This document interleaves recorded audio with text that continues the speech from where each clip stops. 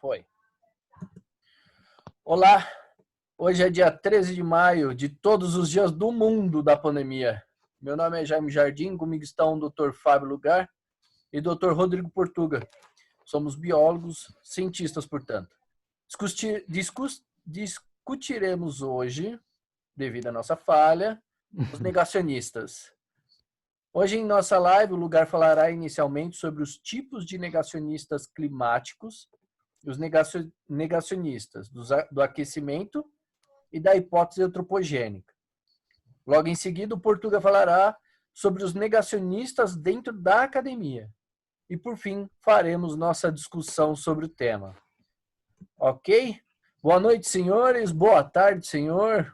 Boa noite. Boa noite também. Aqui é boa noite. Tudo boa noite já. Então vamos ao que nos interessa. Aqui estamos no finzinho da tarde. Tá. Eu falei que ia falar dos negacionistas dentro da academia, mas obviamente o Fábio vai falar. É também dentro da academia. As pessoas assim, que ele traz também é dentro da academia, né? Claro, assim, eu só queria dar uma contextualizada mais geral. Assim, primeiro, assim, por que a gente está falando de negacionista? Porque na vez passada a gente estava discutindo sobre como é que chama mesmo? O movimento dos... DPL. DPL, exato. Os docentes pela liberdade. Exato. Que é um grupo com político, né, com motivações políticas e ideológicas mistas, mas a gente identifica, né, que dentro do grupo tem uma quantidade bem grande de pessoas que a gente define como negacionistas, especificamente sobre negacionistas do aquecimento global. E esse é um termo um pouco, talvez pejorativo, mas ele é também descritivo, né? No sentido de que ele descreve um grupo de pessoas, na verdade, eu argumento aí que ele descreve ou pelo menos um grupo não monotônico, né? Tipo, que tem pelo menos dois tipos de pessoas dentro desse grupo e que creem em coisas levemente diferentes. Mas então, quando a gente fala de negacionista climático, o que a gente está querendo dizer é gente que nega os achados da ciência climática a respeito, especificamente, sobre a questão do aquecimento global, né? E dentro desse grupo, a gente consegue identificar dois subtipos, que eu chamaria. O primeiro subtipo seria eu diria, talvez assim, o mais básico deles, né? Que seriam simplesmente pessoas que negam a existência de um aquecimento. É o negar pelo negar. É a negação do próprio fenômeno, né? Você tem um fenômeno de que as temperaturas estão aumentando ao longo do tempo e existem pessoas que negam esse fenômeno. E eu acho que esse tipo de negacionismo, ele é um pouco mais plural, no sentido de que existem várias pessoas que negam esse. E, normalmente, você negar ou aceitar, quer dizer, você negar o aquecimento global não necessariamente significa que você tem uma agenda política por trás. Pode ser, por exemplo, baseado em ignorância, né? Você simplesmente não... Ignorância no sentido, vamos dizer assim, definição da palavra, né? Não é uma pessoa que é burra por algum sentido. Você simplesmente ignora que a ciência, que existe... essa evidência lá fora, né? E você não sabe dela, né? Obviamente. Por isso você é ignorante, você carece de conhecimento a respeito de alguma coisa.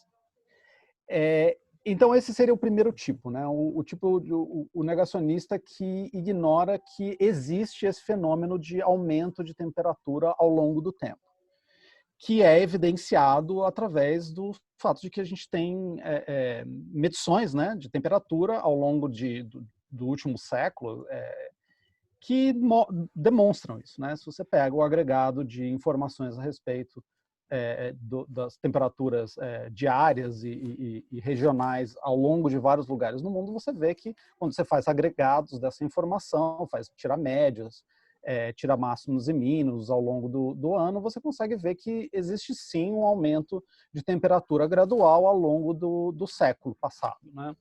Então, isso é um fato, né? O fato existe, o fenômeno existe. Você pode não saber dele. O que acontece é que quando algumas pessoas sabem desse fato, ou pelo menos ele se torna impossível de ser refutado, né? De ser contestado, porque ele é um um dado, né? Os dados mostram exatamente isso, que existe esse fenômeno.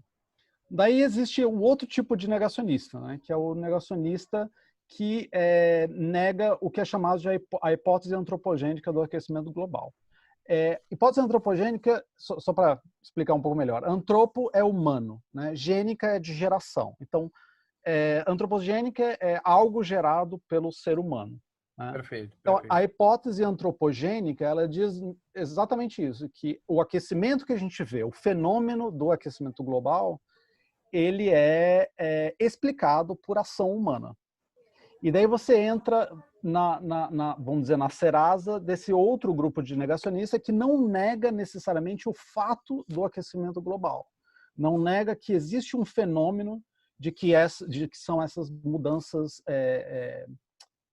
na temperatura ao longo do século, né, do século passado, principalmente depois da Revolução Industrial. Né?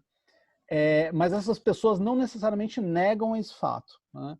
O que elas negam é que o ser humano tem um papel essencial ou central, às vezes, nesse aumento de temperatura.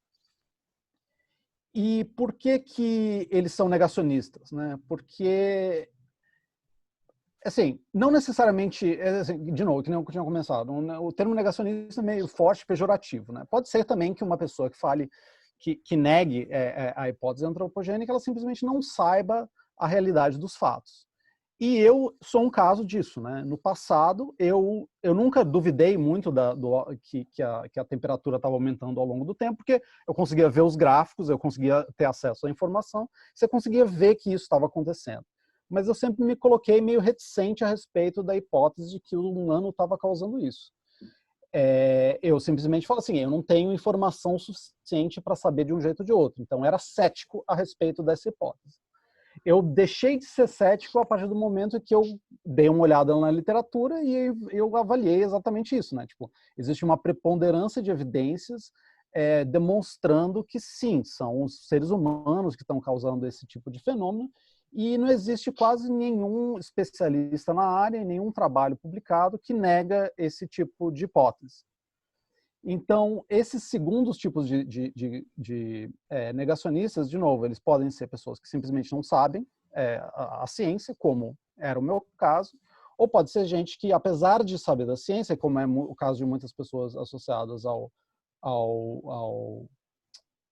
docentes pela liberdade, eles sabem dessa ciência, mas eles negam a própria ciência. Né? E daí é que esse tipo de pessoas merece a alcunha, né, de negacionista, porque daí você está ativamente avaliando você está olhando, né, para uma conclusão científica que é corroborada por trabalhos, inúmeros trabalhos, e você nega que aquela conclusão é verdadeira. Você acha que você tem uma explicação alternativa melhor, apesar de você não necessariamente trabalhar naquilo e não fazer nada a respeito. Né? Perfeito. Ainda temos um tempinho. Você quer continuar, desenvolver alguma coisinha mais? Não? Por agora não? Não, por agora não. Pode ir. Tá bom. Portuga? A questão que pelo menos que me levou a continuar essa discussão da semana passada, é como, e isso me impressionou durante o meu crescimento e a minha formação como profissional dentro do que eu faço, né, de que muitos desses ceticismos estranhos, esses ceticismos radicais que são indiferentes aos fatos e que, na sua forma ainda mais radical, são os negacionistas e reducionistas, permeiam às vezes a academia que eu digo a universidade e institutos de pesquisa, né? E aí eu pensei nisso e falei, poxa vida, né? Eu até, é uma curiosidade minha mesmo, acadêmica, não tem nenhum grande trabalho sobre isso. Eu acho que seria algo, por exemplo, que a Natália Pasternak, o pessoal do Instituto Questão de Ciência adorar, é saber a origem disso, em que pontos apareceu esses negadores ou, né, revisionistas dentro da academia. Quando a gente observa algumas pessoas, eu fiz um levantamento aqui, né, de pessoas que são notáveis, têm uma produção acadêmica notável na sua história, foram conhecidos por algo até genial em algum momento, né? Ou muitos deles que você está aqui ganharam prêmios, inclusive Nobel ou de medicina, Nobel de química, enfim. Vocês veem dentro da história dessas pessoas um início, em algum momento da vida acadêmica delas, a negação da realidade, ou a palavra não é realidade, dos fenômenos empíricos e das mudanças que o próprio conjunto de conhecimento científico traça paralelo a essa pessoa, né? Aí eu vou ter que dar uma academizada aqui, mas é necessário fazer isso. Quando eu falo aqui o conhecimento científico, né? E obviamente o conhecimento científico nunca é uma unanimidade, mas ele é um conjunto de verdades provisórias, né? Que dura enquanto ele tem que durar, porque ele responde a uma pergunta. Tem vários epistemologistas, as pessoas que estudam isso, até os mais clássicos como Popper e tal. O Lakatos, que eu acho um cara muito legal para trazer para cá, porque é o cara que entende esse conjunto de conhecimento científico, né, a tradição do conhecimento científico, né, o paradigma momentâneo, que ele sabe que é mutável. Ele responde a pergunta, a partir do momento que ele começa a não responder a pergunta, aquilo desanda. A maioria desses negadores, ou revisionistas, em algum momento começam a olhar isso e falar, não, mas eu me apego a isso, é isso que eu quero, é isso que eu tenho. Entre esses negadores, tem pessoas mais radicais que começam a botar tudo em xeque, né? Estão vendo aqui, não sei se vocês lembram, você tem um recém-negador da ideia de que, por exemplo, a Covid, o vírus da Covid, que é o SARS-CoV, né? Ele tem todos os indícios, trabalhos, dados dão indícios que ele saiu em algum momento da vida selvagem, ou de pangolim, ou de morcego, mais ou menos entre setembro e outubro do ano passado, e infectou o humano. Né? No máximo, né? E aí alguns dados estão levantando que começou em dezembro, de fato, em Wuhan. E tem muita gente falando, não, isso aí foi um laboratório chinês. Tá? Os dados dizem que não. Os marcadores dizem que não. Um cara como Luc Montagnier, não sei se vocês sabem, um dos descobridores da AIDS, do HIV, né? É um cara que negou isso, falou, não, é do laboratório. E você percebe que o discurso do negador nunca é um discurso científico. Né? O discurso científico está aqui, desse lado. O discurso dele é um discurso de uma narrativa pessoal, própria e particular, independente dos fatos aqui. Poxa, mas ele ganhou Nobel. Ele ganhou Nobel. Isso está errado. Ele ganhou Nobel, não diz que tudo que ele falar... Só certo. uma pergunta, Falasse é autoridade. Esse é o mesmo que é... Esse daí, quem que é? Ele também é anti-vaxxer, alguma coisa assim? Eu não lembro se o Montagnier... Eu não lembro. Juntou ele, tem uma lista aqui, Michael Levitt. Se a gente pensar na história, eu levantei alguns ganhadores do Nobel, nunca sei falar direito, mas que... Você pega o James Watson, é verdade. O James Watson, cara, ele tinha umas ideias, não sei se vocês sabem que é o James Watson, um dos descobridores da cadeia DNA, ele tinha umas ideias, né? Ele é um eugenista racista, né? Inclusive, uma das ideias dele bizarra é que ele acreditava que a cor de pele influenciava a sexualidade, sim. Era baseado em dados? Não tinha nenhum dado. Ele falava porque sim. Né? Outro nome aqui que... Eu vou chegar em nomes mais recentes. O Peter Duisberg, que é um cara muito bom no que ele faz, é um biologista alemão, ele não acredita que HIV causa AIDS. É um cara, mas quais são os seus dados? Meus dados são esses dados aqui. Né? E que dados são esses? São esses. Tipo, o discurso em contraponto ao dado empírico nunca é realista em relação ao que ele propõe. Né? Ele descola da realidade. E na história, você vai vendo que ele vai descolando cada vez mais. Trazendo Lakatos para essa realidade, você vê que quando todo esse paradigma, esse conjunto de conhecimento científico, se torna, ele não responde mais à questão, quem segura ele começa a segurar cada vez mais com hipóteses descoladas da realidade. Ele tem um discurso próprio lá. Né? Imre Lakatos, cara que eu não tinha que ler. Muito bom mesmo. E aí, conforme esse vai descobrindo na realidade, esse conjunto de conhecimento, com o tempo, né, escorre, some, ele deixa de ser preponderante. Óbvio que não é uma coisa tão fixa, mas só para ser didático. Né? Isso aconteceu com todos. A mesma coisa com o conhecimento global, a mesma coisa com a evolução, quando a gente traz negadores da evolução, negadores da seleção natural, simplesmente negam todo aquele conjunto, porque tem um conjunto, uma narrativa própria, é uma narrativa. E olha, e aqui a gente tem que epistemologicamente separar o que é uma narrativa pessoal e o que é um conhecimento adquirido com senso científico, ainda que seja momentâneo. são coisas diferentes aqui. A narrativa pessoal é uma narrativa pessoal ou de um conjunto de grupo pessoal. Não tem um dado, ou ele não sustenta em dados empíricos. Aí, recentemente, eu acho que eu tenho que trazer esses dois nomes aqui. Uma dessas pessoas é a Judith Mikovits. Você já ouviu falar? Tá por dentro, Fábio? Quem é? Não. Ela tá por trás de um fake documentário, um fake documentário, não sei o nome disso, né? Chama-se Plandemic. Entendi. É o documentário que agora está sendo veiculado por aí. Né? Que diz que o coronavírus não tem nada disso, nega todas, desde que é um vírus chinês, fabricado no laboratório, até dizendo que não é nada disso, que não está provocando nada, que a quarentena não tem efeito nenhum, que os fabricantes de vacina estão querendo forçar uma vacina falsa apenas para vender, e que um dos caras que está por trás disso é Anthony Fauci, do CDC americano. E aí, quando você vai atrás de quem é que está por trás com essa Judith Mikovits, ela é uma pessoa que veio de uma história acadêmica bizarra, foi demitida do instituto, o Peterson Institute, quando ela trabalhava, foi demitida, invadiu o instituto à noite, isso em 2011, 2012, pegou os computadores que ela achava que era dela, roubou, e foi chamado de roubo, a polícia veio e prendeu ela, e ela respondeu no processo. Né? E aí ela falou, não, isso é porque estão contra mim, não sei o quê. Você vê na história acadêmica de Admikovitz alguém que parece que em algum momento era boa, fazia, trabalhava com vírus, acho que o vírus murino, e essa cara dela que talvez passasse para o humano, e depois descobriu que não. De repente ela começa, já que não acredito na minha teoria, não é porque é, e ela acaba descolando totalmente da realidade. Em menor escala, e eu vou ter que trazer essa pessoa aqui, foi o que a gente viu na internet desses 2 meses aqui. Uma pessoa que eu sempre achei um ótimo pesquisador, eu não sei como ele é professor, mas é o Paulo Zanotto, é um médico, é um virologista muito reconhecido, do ICB, da USP. E o Zanotto, ele chegou um momento agora de travar palavras meio duras e totalmente também, já começando a descolar da realidade, com a Natália Pasternak, né, do Instituto Questão de Ciência.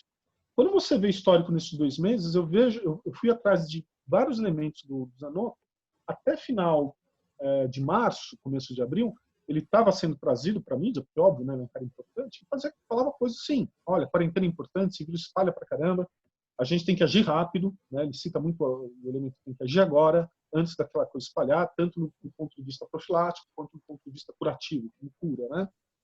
E ele vai, pouco a pouco, modificando e falando da importância da hidroxicloroquina e tal, que é normal, é esperado. Quando os dados de artigos científicos, peer-reviewed, né, revisado por pares, que são os oficiais, mas fala, olha, a hidroxicloroquinona, né, como é que chama? O protocolo HCQ mais azitromicina não está dando certo. Ele não é legal, ele pode dar certo em algum momento, teoricamente, mas ele não está curando. Inclusive, ele tem efeitos colaterais que podem ser severos. Você começa a ver, dia após dia, na mídia, quando o Zanotto começa, não é isso, não é bem isso, olha, na verdade tem que ser os 4 primeiros dias, os 4 primeiros dias resolve, tem que ser antes de chegar no entubamento, ele resolve o entubamento, aí sai um trabalho dizendo que não, e a coisa começa a descolar de realidade. E mais uma vez, e aí todos esses têm um princípio comum, eles apelam a falácias. Né? A mais importante é a falácia da autoridade, eu sou muito famoso, tem prêmios, e o que eu falo já é verdade, isso é péssimo cair nisso, né? A falácia, outras do... Vamos falar até que eu não sei nem o nome, mas, por exemplo, jogar artigo pra caramba, cherry picking, né? Picar ponto aqui ali de artigos. Não, ele é um pesquisador, ele sabe que aquilo é mentiroso, ele sabe que aquilo é falso. Me faz ver que muitos deles, por motivos que eu não sei, se crença própria, religioso, como o caso do Marcos Eberlin, a gente sabe que é, ou se tem algo por trás que está dando dinheiro, né, está patrocinando para ter esse descolamento da realidade, e aqui esse campo de descolamento da realidade é chamado de pseudociência já. Okay. Esse, dá para um monte de coisa, mas a gente não vai trazer todos os nomes. Acho que isso foi o suficiente. Acho que a colocação de vocês é muito interessante.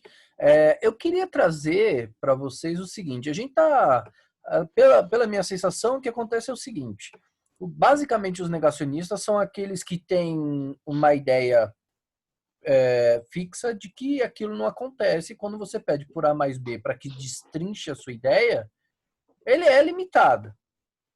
Isso também acontece com aqueles que também negam os fósseis, acreditando na questão religiosa? Sim, se eu puder fazer só uns comentários rápidos assim. Claro. Eu acho que, sim, eu acho que é interessante você ter colocado isso, assim, questão de limitação do tipo de argumentação, que eu acho que vai ao encontro disso aí que o Portuga estava comentando sobre como quando você chega no campo da pseudociência, do negacionismo explícito, você tem que recorrer a falácias, né? Porque eu acho que é comum, porque eu acho que não só de falácias as coisas são feitas, ou pelo menos não de falácias, vamos dizer assim, eu não acho que as falácias são intencionais quando as pessoas fazem isso, né? Mas no exemplo que o Portugal estava colocando, de acadêmicos que supostamente deveriam saber melhor e estão recorrendo a falácias, a gente consegue identificar aí mais fortemente aspectos secundários, né, em termos de psicologia e de crença e de motivações por trás, que a gente sabe que são capazes de influenciar a ciência e o conhecimento, né? Perfeito. E no caso do que eu estava tentando articular antes, né, é que também existe um componente de ignorância, né, no negacionismo, nesse sentido de que as pessoas simplesmente não sabem o suficiente, daí quando elas não sabem o suficiente, elas obviamente vão fazer argumentos fracos, ou muitas vezes falaciosos, mas não de forma necessariamente intencional.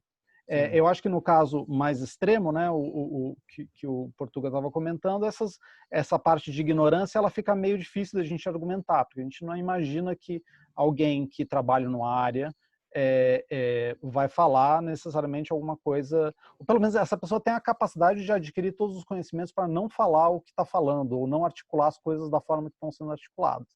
Então fica mais improvável. No caso dos fósseis, especificamente, que aí a gente estaria entrando no universo dos criacionistas, né? Eu também diria assim, os criacionistas também têm dois tipos básicos, né? Tem os criacionistas terra jovem, que na sua maioria são pessoas ignorantes, né? Que não sabem o suficiente sobre uma coisa, e que normalmente, ou não necessariamente, estimulados por religião, né? Para defender ou para acreditar no que acreditam.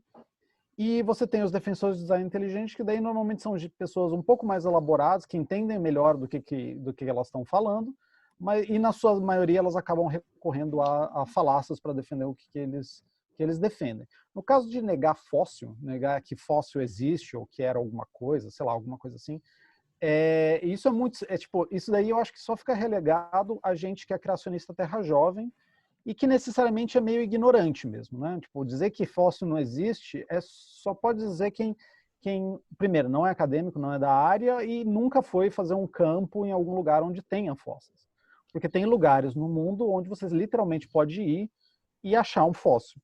E não é uma coisa assim do outro mundo, sabe? É super difícil e tal. Você pode literalmente ir no meio de uma formação rochosa, cavar um pouco e você acha um fóssil.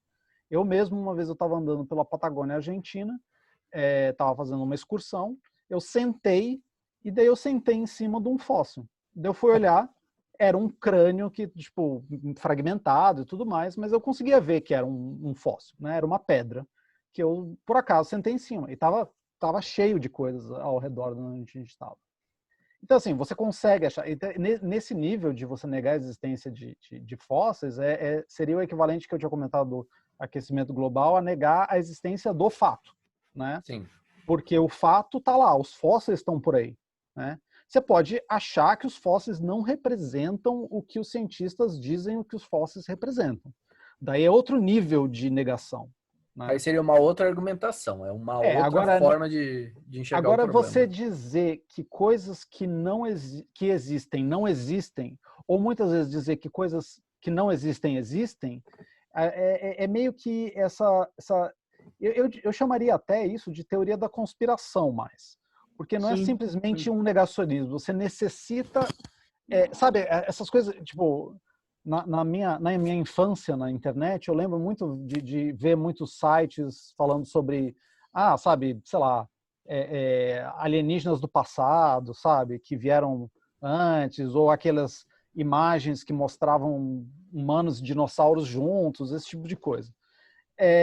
Isso daí é mais, para mim pelo menos, no ramo da teoria conspiratória, porque apesar de você estar negando aspectos da ciência, eu tenho um exemplo melhor. Loch Ness, monstro do Loch Ness. A existência de um monstro no Lago Ness, ele é meio contrário a quase qualquer coisa que a gente consiga imaginar a respeito de como a gente compreende a natureza, né? É difícil um lago daquele porte ter um animal gigantesco, ele não, tipo, o ecossistema não poderia conter esse animal, ele não poderia estar sozinho, porque um animal morre depois de um tempo, né? E ele é relatado há séculos no mesmo lugar. Teria que ser uma população de animais gigantes num lago restrito não passaria batido assim tão fácil. Então, assim, tem vários fatos que tipo, você teria que ignorar vários aspectos da ciência como a gente entende, da natureza como a gente entende ela, para afirmar que tem um monstro no Lago Ness. Mas por trás dessa narrativa tem todos esses relatos de uma verdade oculta, que as pessoas escondem, que ninguém quer revelar e tudo mais. Daí você começa a falar mais da parte da teoria conspiratória, né? Então, eu acho que assim, tem muita coisa, desses fenômenos que a gente vê na internet, dessas teorias, né, que seriam realmente teorias da conspiração, porque necessitam a ação, ou pelo menos você necessitam postular que existe grupos que são contrários a que aquela coisa seja revelada, porque seria uma coisa tão óbvia, que precisa ser ocultada. Tá. Como, por exemplo, o negócio também de OVNIs, né? A existência de OVNIs, você precisa... Se eles existem, ou se as evidências que são colocadas deles na internet, que a gente acha, são de fato evidências de aliens, de OVNIs, você precisa que os governos tenham ocultado essa informação, né? Caso contrário, seria evidente, né? Todo mundo teria acesso e tudo mais, já teria visto, né, os OVNIs baixando em todo lugar. Então, O que responderia à presença da área secreta das Forças Armadas área do Estados 51. Unidos. Dos Estados Hangar Unidos. área 51. A área isso 51. isso é tudo parte vamos dizer, da narrativa, né? Da Diga-se teoria de passagem, conspiratória. olha, não é por esse motivo, mas eu acho que a tal área 51, ela existe, mas não para guardar ET. Não, ela existe. A área 51 existe, né? Ela só, assim, se é que chegou uma espaçonave alienígena no planeta Terra, eu diria que é improvável. Primeiro que, enfim, por vários motivos. Tem um dado, eu tenho que mostrar o quanto você vê a realidade e o descolamento da realidade, e o Fábio pensa no Fábio Lugar, né? Isso é uma coisa interessante. É quando história, teoria da conspiração, que aí é uma construção de uma narrativa. E eu vou ter que lembrar que o Pirula, ele falando sobre o Olavo de Carvalho, eu nunca tinha pensado nisso. O Olavo de Carvalho tem uma inteligência, tem uma cognição muito boa para montar uma ficcionalização para corresponder à narrativa prévia dele. E criativa até no certo ponto. Então, muito dessas pessoas que estão aqui já na teoria da conspiração, não é que são pessoas com cognição baixa ou, né, para usar um termo aqui, burras. Não. Elas têm boa cognição e têm inteligência suficiente para construir uma ficção com verossímil para elas, né, para dar sentido a essa narrativa de ETs, do Monstro Lago Ness, que mais, que tem de todos esses campos, né?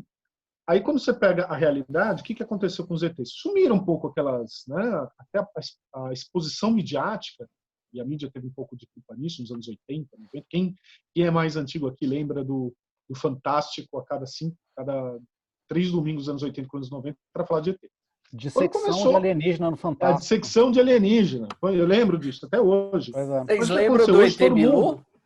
Tem um o ET celular Bilu é na mais mão. recente, né? O ET Bilu é mais recente? Não, mas vocês lembram Bilu, dele, não? Para mim, o ET Bilu anda junto com a grávida de Taubaté. Outro problema. Mas, enfim. É outro fenômeno.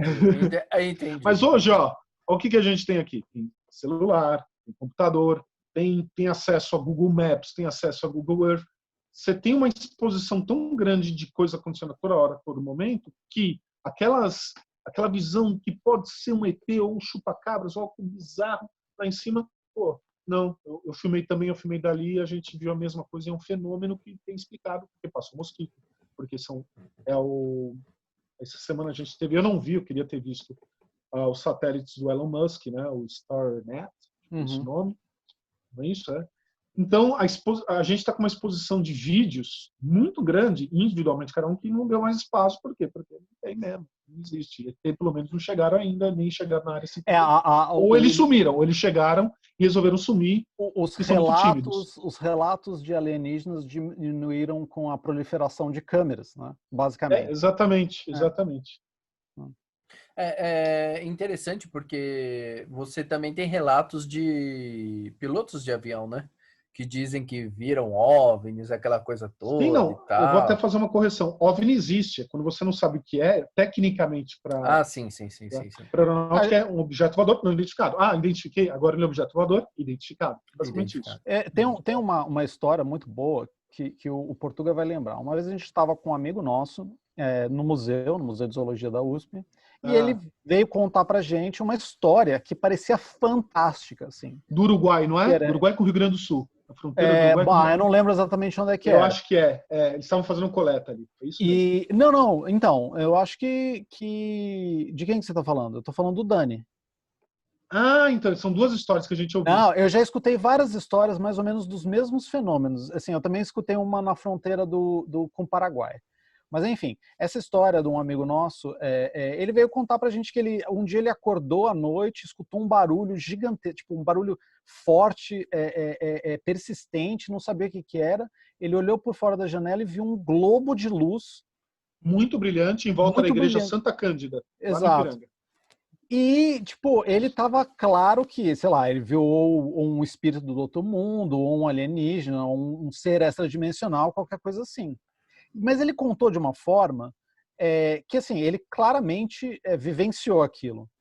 E a minha primeira reação foi assim, enlouqueceu, né?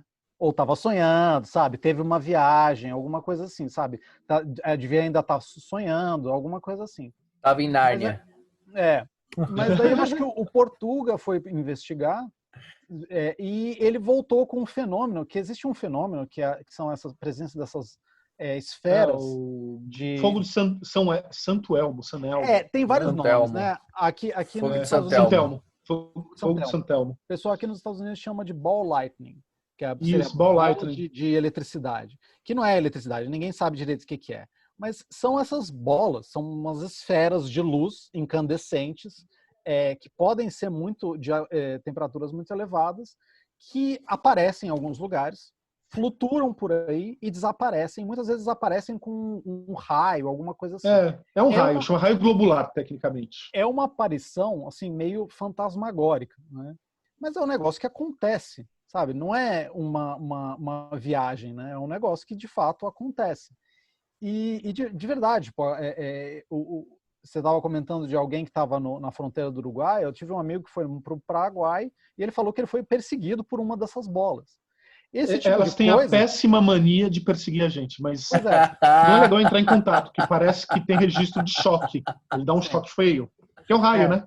Sim. É um raio. Só que é um raio que, em vez de ligar a Terra-céu, ele é um plasma retido. É uma bolha de plasma absurdamente quente, cheio de elétrons para trocar com você.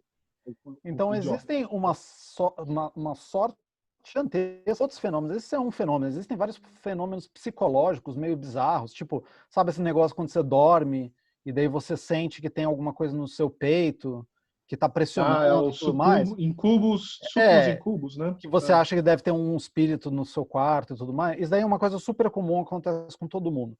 Sabe esse negócio de você fechar os olhos e daí você começa a ver, em vez de ficar tudo escuro, começa a ficar tudo claro, e daí você vê imagens de pessoas e coisas assim, e daí parece uma coisa também que tem fantasma com você no lugar onde é que você está. Isso também é uma coisa super comum. São fenômenos bizarros, né, que acontecem com muita gente e que estimulam toda essa sorte de especulação louca que faz as pessoas acreditarem em coisas que não necessariamente têm conexão com a realidade, né? Então, Entendi. a nossa mente está sempre buscando padrões, está sempre buscando explicações, e essas teorias conspiratórias e aí também os negacionismos científicos, eles todos bebem dessa mesma fonte, né? Sim, sim. Portuga? Tem alguma coisa a acrescentar? Acho que o ponto aqui, só para dar sentido a tudo, o Fábio já falou. O que tem a ver com tudo que a gente falou? A estrutura mental, narrativa, de dar um sentido ficcional, até com uma certa inteligência, sua narrativa prévia, É o que une teoria conspiratória, ETs, UFOs, achar que... E pessoas da academia que querem negar a realidade e querem defender ideias que não têm mais contato, são descolados da realidade dos dados empíricos. A explicação Perfeito. baseada nisso. Não, ótimo, ótimo, fantástico. Bom, sendo assim, agradeço aos amigos pelas explicações e colaboração. E antes, é necessário lembrar que no vídeo anterior eu havia mencionado que sábado estariam online os vídeos. E por problemas que tivemos, acabei colocando no domingo. Então, para que a gente possa, de fato, manter um padrão, vamos combinar que toda segunda-feira os vídeos estarão online. Certo? Perfeito, tranquilo. Tranquilo. Senhores, Acho eu que agradeço. Então, até segunda. Quem está vendo aqui é segunda. Então, senhores, eu agradeço a presença de vocês e um prazer estar com vocês novamente nessa pandemia, cada um isoladinho no seu lugar e cada um se cuidando do jeito que pode. Até mais. Beleza. Tchau. Tchau.